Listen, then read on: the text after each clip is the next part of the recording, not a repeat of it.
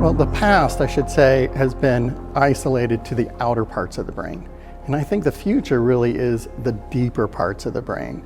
The really deep parts of the brain are really what controls everything else. And I think that's the future of neuromodulation and this electrode.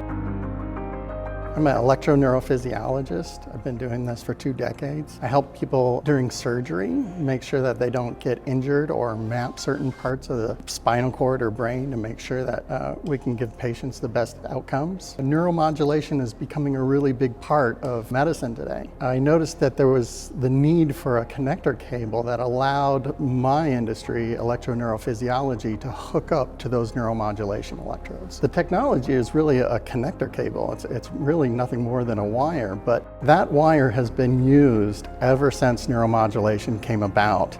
There's always been neurophysiologists like me who have wanted to hook up to those electrodes to stimulate or record to make sure those electrodes were going to work the way we needed them to.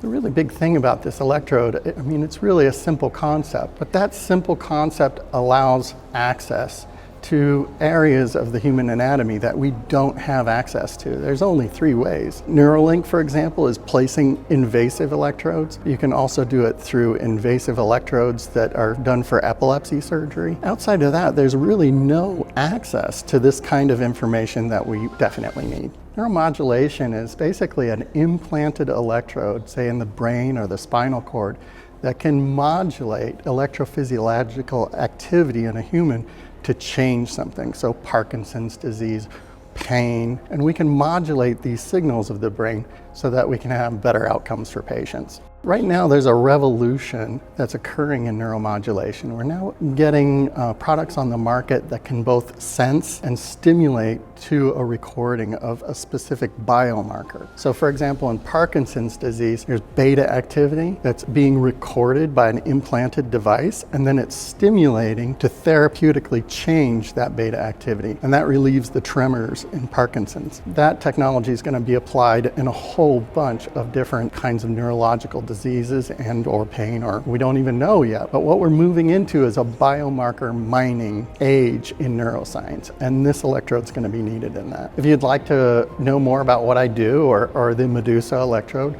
you can look at tndmed.co.